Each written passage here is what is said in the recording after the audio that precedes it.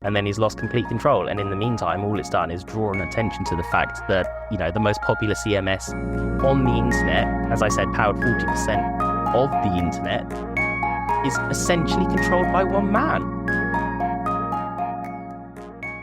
Hello and welcome to the latest episode of Marketers of the Universe. I am Hayden Woods-Williams, Digital Marketing Team Lead here at Brew Digital. We're here today to look at two quite topical and interesting sessions. We are starting with our Quick Wins series, where this time we have got our social media team in, and we will be asking them everything about how you can implement one or two things that will start seeing a quick upturn in your social media performance. We are also looking at the current situation around WordPress and WP Engine. Our copywriter, Tom Inniss, will be running through the big headlines and why that matters from a marketing or a development perspective, and what it could mean for the internet and businesses overall. So without any further ado, let's get on with the podcast.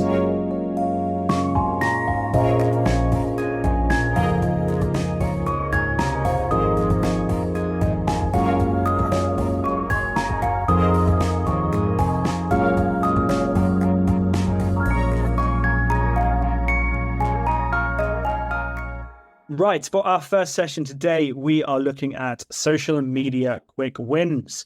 And with me for this session is our wonderful social media team.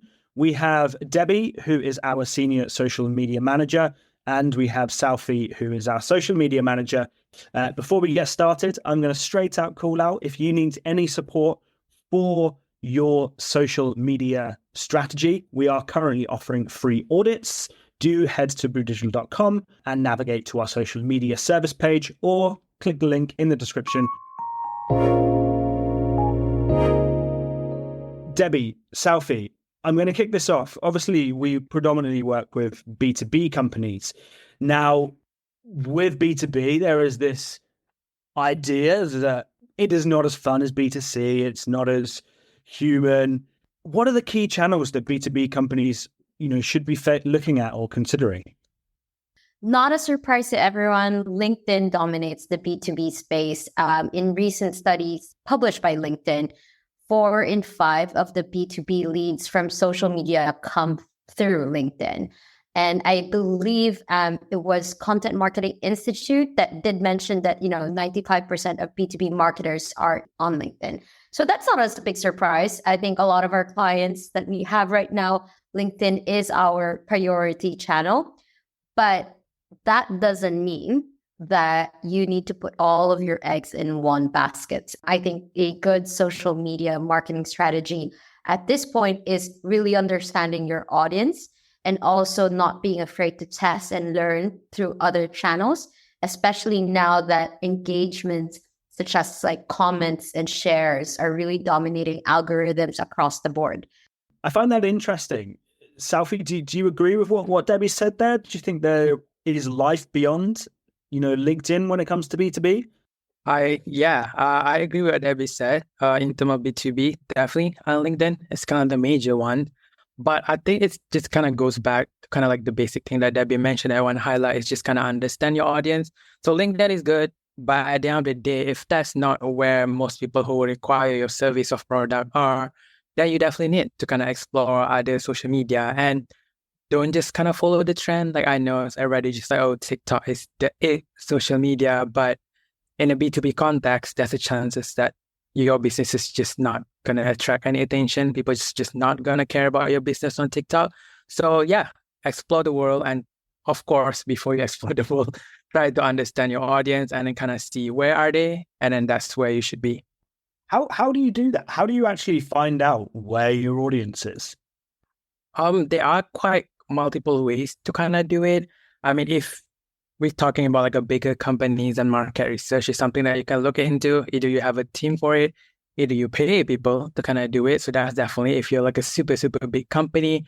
But if you're like a very, very small scale company, I think a simple like customer interviews and all, that would be like a simple way, not super expensive. You can just kind of offer them a little discount here and there just to kind of get their insight so that you'll know like who are their peers, who are the people that they usually talk to, what they use, and so on. So yeah, in different ways, depending on like how much money your business want to spend on it. But definitely the simplest thing is talk to your customers. That's the only way you know who they are and where they are at. Yeah, and to add to that, and ties up nicely on our plug for the social media audit that we do, and is to have a quick look at your competitors. Where are they? And out of all of their content, which ones actually resonate to your target audience as well? So I think like that's a very good way to understanding which channels you need to start working on. I think social media is all about, you know, continuously updating your strategy and testing and experimenting, because it is such a flowing type of industry space. So understanding, you know, as Selfie said, up to your customer, but at the same time, look at what's out there through your competitor's lens. I love that. I think the competitors is such an important thing. I know for some, you know, businesses that I've worked with, there is a real tendency to kind of belittle and laugh at what the competitors are doing. I think looking at your competitor and actually appreciating them and learning from them is really important. Do you think that there is any benefit for businesses that have identified, you know, maybe their audience is on Reddit when they're away from work, maybe their audience is on TikTok when they're away from work? Do you think there is a kind of places you target people at work and places you target people away from work? Or do we have to just consider it as a holistic thing? I would say definitely you have to kind of really know that. But, you know, I would say the other thing that really matters most is more on where they kind of consume your content, really. Because if you think about it, there's a potential, especially people who work in marketing, for example, there's a chances they're going to have like LinkedIn or anything up, all the way up. But where do they open it? Like, is it on their work laptop? Is it on their phone? So those things kind of matter more to me, because it's really hard to kind of predict in today's and age, especially with remote work, people work from coffee shop and so on. So somebody might look at their Instagram during working hours, and that's fine, like nothing against it. So if anything, I would say just you really have to know where most of your customers are consuming those content. Is it really the mobile, the desktop?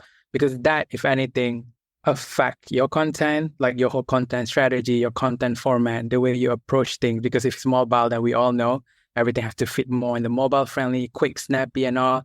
But if it's desktop, okay, maybe you can include a little bit more detail. So for me, it's more about how they consume it, not so much on like the hours that they're consuming it. I think like I want to answer the discussion with a different take to it, because I feel like what you're asking is really hinting to what is the goal of your content. Like, is this content meant to be consumed when they are at work, or in actually they might be actively looking at products or services that they want to try for their teams? Or are they outside of work wherein they might pass by your ads or your social content and you just want to stick in their mind, you want to stand out, and it's just a level of brand awareness. So I think it boils down to that, really having a good understanding of the goals of your content. I think be aware though that actually trying to do everything might not also be a good strategy because of the resources that your team has. So at the end of the day, have a good conversation of like what your team prioritizes to do and just work on that rather than trying to do everything for everyone.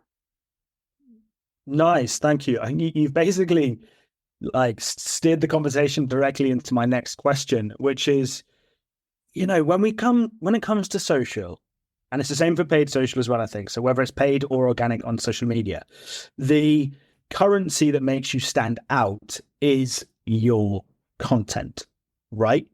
So we've mentioned already about how different teams might not have the volume of people to create great content all the time. What are some ways that businesses, particularly those smaller businesses in B2B, can make social content creation easier? If I were to just kind of give like one very basic tip, honestly, is of course you need a content angle, because if not, you're just going to do content for the sake of posting and not actually knowing why you're doing things. But I've kind of seen a lot in my career that sometimes people overcomplicate it. I would say this is not a magic number, but I would say if you have like around 3 to 5 content angles for your social media, that's fine. Like, it doesn't matter how you want to have your angle. You want to do it by the entertain, educate, engage. You want to do it by awareness, interest, or by your product line, or brand versus product content, like whatever that works for your business after you do all the customer research.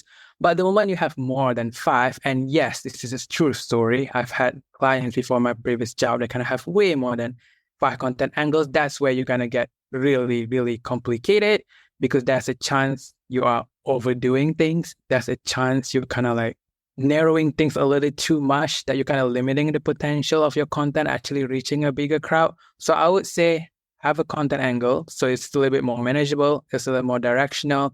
But the moment you have more than 5 content angles, let's have a team meeting, kind of sit down, like, do we really need like 6, 7, 8 content angles, like on social media? So I feel like around tier 5 is just a nice way to kind of contain it.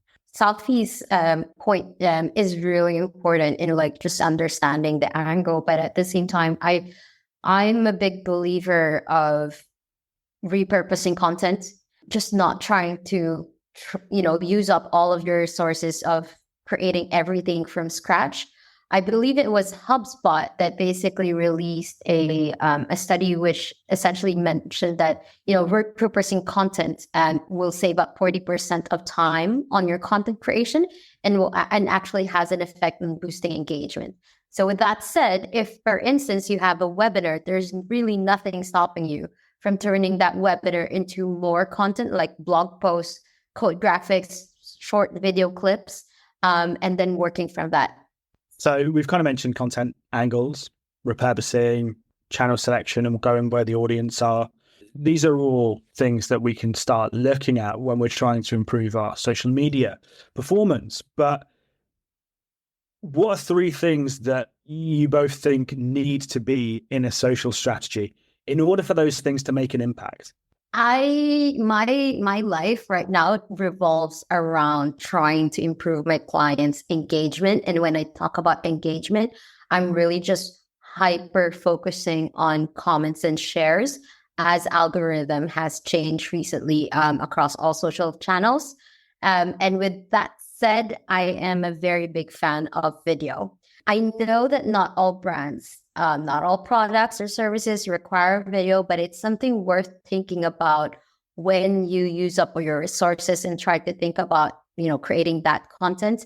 I think HubSpot, again, had this very scary study recently that mentioned about how link posts receives 73% less engagement than video posts.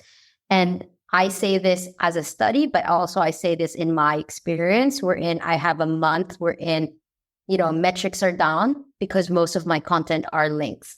So I think like that's a very big challenge for social media marketers, and also for our marketing team and brand team that we work with. How can we turn your content into more than just links and more than just dry posts, wherein we actually try to push for engagement from your potential audience and your existing community? I think it's really interesting what you say there about the link clicks. One of the things I've noticed recently on LinkedIn is just how small the links now are with their kind of reshuffle. And I know it's something what I think we mentioned on a past episode. Is there an important part of there being like the video taking up more real estate on the feed? Like, is there anything to that? That's a very good point. My hypothesis to this is basically how you consume content outside of work, bringing it into real life. I think we can all agree that actually video content, if you think about it, dominates a lot of like our time in terms of like how we entertain ourselves, how we consume content, and so on. Whether that is like thought leadership, videos, podcasts that are turned into videos, or just like documentaries in general. And I think like that's how it has just essentially just creeped in, however it does into life. And I think that video is just a way for, again, to make things much more human. Reading a blog post versus somebody actually talking about a topic that you're interested in can really, resonate much more to you as a person because you are seeing another person about it. I'm going to be really aggro and say that I actually hate watching video when it comes to anything. I try to steer away from YouTube. I'd much rather read. But that is my own personal preference. Selfie, can you hit us with another thing that needs to be in a social strategy? We spoke about metrics a little bit, like that we mentioned, like the engagement and all. So I'm going to go with like in terms of like the metric and like goal and strategy setting. I say this as a social media person myself, speaking to all the social media marketers out there. Yes, we're supposed to be the fun one, doing the unhinged stuff and all. And we love that for social media. But we are in 2024, that at the end of the day, whatever you do have to be kind of led by data. So whenever you create a strategy, please refer your previous performance, especially now we're coming at the end of 2024.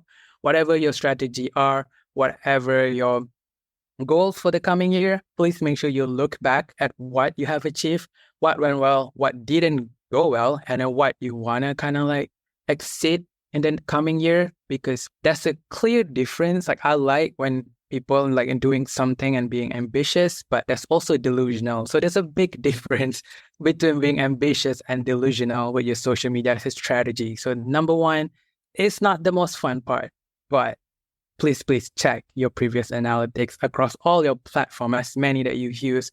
Check it and then see what's your average and then kind of set your goals for the coming year and how do you want to plan to hit those goals for the coming year based on the numbers. So you don't just kind of pick it out on that thing. Nice. I'm actually only going to leave it at 2 for now, but I do want to dig into what you just said a little bit. I hear particularly C-suite, people outside of marketing talking about these kind of things, and we often refer to them as vanity metrics. Engagements, views, likes, comments, shares, all these kind of things are considered vanity metrics in some way. Is that right? I would agree to disagree on it. I know it's kind of like not really answering that question, because I think it depends on how the marketing teams kind of does use it. Because if you just kind of see like, oh, this video's got like 5,000 views and okay, that's cool. That's kind of on you, really. I don't think don't blame the metrics. The metrics are innocent, but you as a business should know like, oh, for this content, I should look at the views. For this kind of activity campaign, I should look at how many people sign up. So if anything, the reason why is it the metrics are vanity metrics, I would blame us humans for making the metrics just the kind of vanity metrics. Because if you're smart about it, if you know what exactly to track for different activity, then no metric is actually a vanity metrics. Everything matters. It just has to be in the context. The word vanity metrics already puts it in a negative light. I mean, I don't think that because it's a vanity metric doesn't mean that comments that you receive is invaluable, because those comments could come from an expert that you want to collaborate with, a potential, customer you want, or somebody that actually just gets inspired by your content. So vanity metrics are fine. Let's just accept it. It's not going to go away. But what's better to ask ourselves is that what is it that is important for your team in terms of like measuring how your social media performs? Because you could review your performance more than just the dashboards that we pull out of your reporting. We could look at it as like, okay, how many mentions did we get?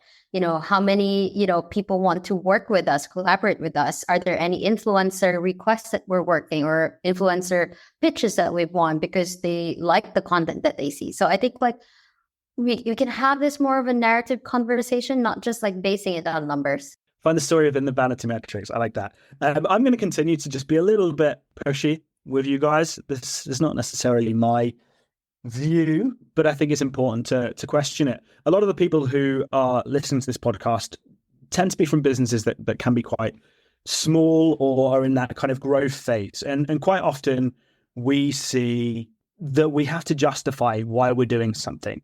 We have to justify why we're doing social media. And I've touched on vanity metrics already, but there's this idea that social media cannot impact revenue. Do you agree or do you disagree? I want to disagree, because if I agree, this means that Selfie and I will lose our jobs.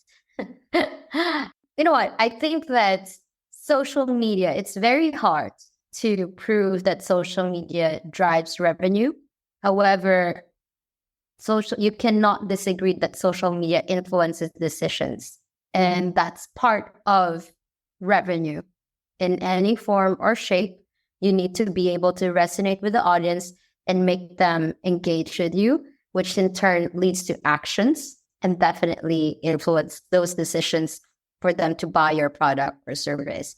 For that alone, I would say that it does influence or drives impact in the revenue. Now, if you want to put a number to it, I don't think that's fair because social media is not made to be just a conversion tool. It has now, became a beast of its own, wherein it's about brand awareness, about community, about engagement, about meaningful conversations that you might not have if you don't have it as a tool in your marketing strategy.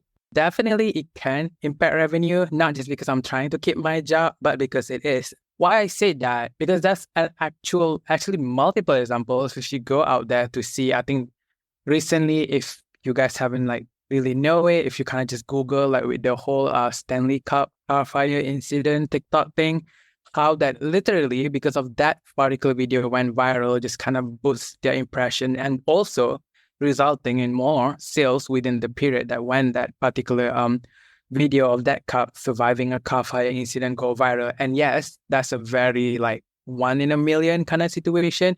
But that's why knowing what exactly you are doing on social media actually really matters, because you can say it about any other channels really. For example, do have online and offline event will actually attribute to revenue. I don't know, not necessarily everybody. If you B2B right away come to you and boom, take 50,000 of my money right away, So you can kind of argue it that way anyway. So just kind of see at the end of the day, all of these marketing activities support one another. And especially in a world where we just see a lot of ads, nothing against paid activities. It is important too. It impacts revenue too. But that's where kind of social comes in a little bit, especially if you're smart at it. You kind of humanize your brand. That can affect brand loyalty. Brand loyalty, that means repeat purchase, customer renew, which in return brings revenue. So it's not really a matter of will it or will not. Is it, can you or can you not make it impact your revenue? I love that answer. There's always this toxicity that has fed into B2B marketing over the last few years around everything having to be performance driven and driving revenue that makes people forget about the core concept of brand building and creating an image for your business. So there you go. There's one of our quick wins for this section of the podcast is make sure that whoever your senior is, whether that's a CEO, whether that's a CMO, whether that's a founder, whatever they do, whoever they are, make sure you are communicating that social media isn't going to directly drive revenue. It can sometimes, but it needs to happen with everything else to create a holistic brand that will eventually lead to more things being sold. To wrap this up, though, I am going to go to both of you with one final question. What's one thing that listeners can go away and implement right now that should help them see a positive uplift in performance? Your first step is really reaching out to your employees and see how you can turn them into brand ambassadors yourselves. I think there is power to that by one, you are essentially helping increase the reach of your posts, trying to get outside of the bubble of your existing audience. Two, there's nothing like a user-generated content. A post, I believe I mentioned it on a different podcast, but a post that is coming from an employee is much more powerful than a brand content actually. And this actually resonates better when you're trying to, have conversations, getting people to act on a post or a content. And I think the third one, and I think it's a really win-win situation for both the brand and the employees, because I think employees get to feel a sense of pride with being able to help increasing their brand's reach and improving their brand identity. So I think that's something that everyone should do now. Thank you. And to wrap us up, Southie. piggyback from what Debbie mentioned, yeah, just kind of focusing on like if you're a business that have like really, really limited resources, your employees are definitely and the fastest way for you to kind of step into the world of social media. But another thing is just to kind of focus. Don't think that you need to have like, oh, my business has to have like 4 different profiles across all different platforms and stuff. If you only have resources for one, just focus on that one. Just focus all your strategy, all your resources, all your ideas on one. And then once you start seeing like a positive and sustainable performance on that particular platform, then you can consider expanding it to like a different platform. So don't feel like pressured, like, oh, other businesses have like TikTok and all that. If you don't need it, don't do it. Just focus on one that you actually can really do the most with all the resources you have. So that's a very easy thing for like, I feel like all business can do it.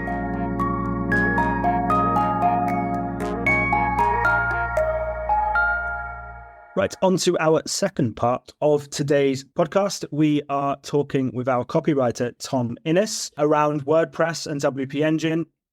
We're trying to just get an understanding of what's going on, understanding how this is going to impact people working in marketing, people working in development perhaps, and also just catching up on some of the drama that is happening and how it could change the internet and the face of the internet for businesses going forward. So, Tom, what the fudge is going on? Lots. And if you'll allow me, I'm going to need like several minutes just to explain the context around everything, because there are many names and many different versions of WordPress and everything else that needs contextualizing before we can even explain why it is that these two entities are fighting. So we'll start at the very beginning. WordPress, for those who don't know, is a content management system, and at its core, it is a free and open source content management system that anybody can install and create a website with. Now, there is WordPress Foundation, which is a foundation, as the name suggests, that owns the trademark for WordPress and it oversees its open source development. Then separately, there is Automattic, which is a commercial entity which is founded by Matt Mullenweg, and it runs WordPress.com, which is a commercialized version of WordPress that Automattic helps you host and just sort of manage your WordPress instance. Now, Matt Mullenweg is the co-founder of open source WordPress, known as WordPress.org, and he sits on the board of the WordPress Foundation. So all in all, he is a pretty important bloke, and he's often seen as the figurehead of WordPress. Now, he has taken it upon himself essentially to start a war with WordPress Engine, which is a commercial WordPress hosting service, much like WordPress.com, run by Automattic. Now, names out of the way, in mid-September, Mullenweg wrote a blog saying that WordPress Engine was a cancer, quote, to WordPress, and he criticized what he saw as cost-saving measures that undermined all parts of the WordPress experience, including like revision history. And then he said that I keep saying WordPress Engine. It's actually WP Engine, which is important because he claims that the WP Engine in the name confuses customers who feel that it's like an official part of WordPress. So a big part of his issue is the trademark complaint around the use of WP, even though it's not officially trademarked, but it does lead to confusion. And then he also criticized WP Engine for not contributing enough to the open source project. So for those who don't know, again, open source code means anybody can contribute to it. WordPress is a massive project and lots of developers, big, small, and organizations and individuals, they all provide code to the repository to make the experience of WordPress better. And he says, in his opinion, WP Engine is not doing enough. And then finally, he rallied against Silver Lake, which is a private equity firm that has invested in WordPress, WP Engine. And I'm going to keep making that mistake, and maybe he has a point there. So that was the start of it. Cease and desist letters were sent by both sides. First by WP Engine going, please retract those remarks, not very nice. And then Automattic sent cease and desist letters back, citing a breach of the WP trademark and WooCommerce usage rules. So, you know, words were said in public, etc., etc. Then Matt has essentially ramped up this sort of antagonizing of the whole situation. He turned off access to like core elements of the WordPress repository for WP Engine, including being able to update themes and plugins. The outcry was such that he had to reverse it temporarily, but now like they are blocked. But WP Engine has come up with their own solution to ensure that customers' site security is maintained. Then they took over a plugin called Advanced Custom Fields, which was maintained by WP Engine, and WordPress went in and went, nope, not anymore. So took the whole repository off of them and renamed it to Secure Custom Fields. And yeah, it just seems as though Matt has a real bee in his bonnet about the whole situation. What I find most interesting is like at a TechCrunch Disruptor conference only couple of days, like a week or so ago, he said, we are at war with them. We're either going brick by brick and take every single one of their customers, or hopefully they could end this all tomorrow. So he's very much in it for the long haul over a trademark dispute, if you believe his side of events. Wow, that was an amazing summary. I've read so many articles on this and not had it summarized like that, so I really appreciate that. WordPress has been going for over 20 years, I think, and WP Engine for, almost 15 years. Why is this happening now? It kind of depends on whose version of events you believe. So I can only talk about my own perspective, and it feels to me as though Matt has a bit of an ego problem, and it seems like he was going to WP Engine to try and extract royalties for the use of the WordPress trademark that they pushed back against, saying that they weren't actually using the trademark in a way that required the payment of royalties. It was being used under free use. And he was trying to strong arm them. I think I've seen the number 8% of their profits bandied around, but I don't need to cite that. And WP Engine published all of this out into the open. So all of these negotiations were then published into the open, and Matt just doubled down. And yeah, now seems to be on a sort of scorched earth nuclear war policy of trying to completely destroy WP Engine or get them to bend to his will. There's a fantasy story in here somewhere that we can recreate. Obviously thinking of this from a marketer's point of view, because that's who tends to listen to this podcast. That's what most of us do. Do you think the litigation and disruption is going to make businesses second guess where they're building their websites? I don't know. Off the top of my head, I would be inclined to say probably not. I think, especially marketers, they probably aren't as clued into what is going on between WordPress, Automattic, and WP Engine as, say, developers or nerds like me who just love the drama. And it's also important to remember that WordPress is still completely open source, so people can fork their own version of WordPress and they can customize it however they want. That's why WordPress powers over 40% of the internet. However, I do think if this continues to drag on for too long and Matt continues to burn the goodwill of his community, especially since, it's an open source project, so developers are going to, they are somewhat reliant on people contributing to the code. And if it is seen that WordPress will just take your code off you or block you from accessing their repositories or continue this sort of demanding attitude to who are essentially volunteers, then I think long term we could see damage to the WordPress brand that might make people consider moving somewhere else, such as Statamic or Drupal. But I can't see any marketers deciding to rebuild their website if they were already hosted on WordPress. Do you think that the developers who the marketers are working with, do you think there is a hesitance to start or continue using WordPress? It's certainly possible. I would have loved to have had a developer from Brew come in and talk about this. You still have to weigh up the pros and cons of any CMS. So WordPress, is open source. It does allow you to do a lot, and there's a lot of flexibility there. So if that is what you are looking for in a website, and it's ubiquitous as well, so it's very easy to develop for. I imagine, again, this spat probably isn't going to impact them in the short term. And I think any company of a reasonable size is probably going to do a self-hosted instance of WordPress rather than go through WP Engine, where you are more likely to face disruption or ongoing disruption as this stack continues.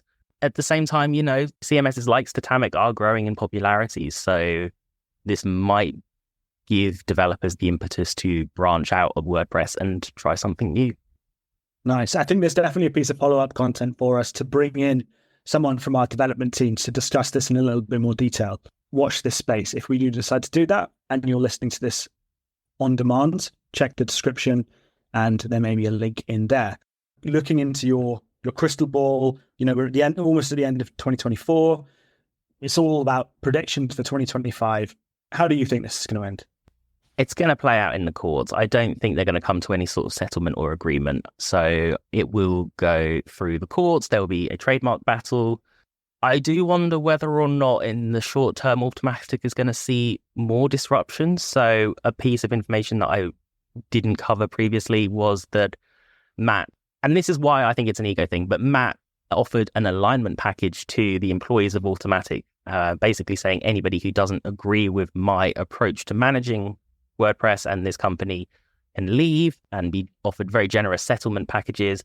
And they lost 159 employees, 80% of whom were in the ecosystem or the WordPress division. So I do wonder whether or not Automattic will continue to see a sort of brain drain of people leaving the organization. But I can't see how this ends positively for WordPress, because it is open source software at the end of the day. So anybody can just fork it and start developing their own version of it. And then he's lost complete control. And in the meantime, all it's done is draw an attention to the fact that, the most popular CMS on the internet, as I said, powered 40% of the internet, is essentially controlled by one man and his crazy whims. And, I think we're going to see over the next 4 years how damaging that can be. But in the short term, just looking at WordPress, I think there will be questions over the governance of the foundation. I think that's fascinating, especially with, there's lots of parallels you can compare other egotistical men whose names won't be mentioned. Say it. Set me off. Not going to do that right now. But I think there's so many parallels, and people don't like when things are kind of driven by a single person. It takes away that kind of community feel, especially for something that is open source. Now, again, we've touched on this a little bit, but in your opinion, do you think businesses should be looking to move away from WP Engine and WordPress? Or is it kind of just like a let it play out and make a decision in the future? I think it would be irresponsible not to at least start to consider your exit strategy, especially if you are hosted on WP Engine, because, they are ultimately the most at risk. WordPress isn't going to go away, but WP Engine, as we've seen, can face disruption as the result of actions that Matt enactions. So I would definitely start to consider whether or not you stay on that platform. Would I recommend leaving WordPress altogether? I don't think I am there yet. I feel if you're already using WordPress, but you're not hosted on WP Engine, then for now you are probably still safe. I mean, you're certainly in good company. If you ever decide to rebuild your website, I don't think it would be a bad idea to just have a look at what other technologies are out there.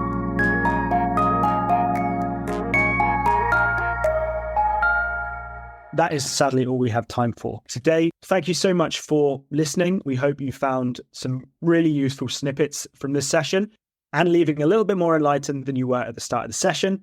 If you're able to go and put anything into your own marketing strategy, that is brilliant.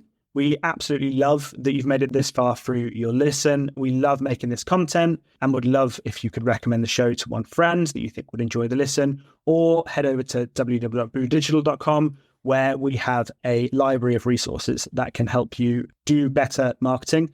Thank you also to the Brew Digital team for their research and input into today's session. Do make sure you go out and check our past episodes, subscribe on whatever platform you use to listen to your podcasts, and we will see you on the next one.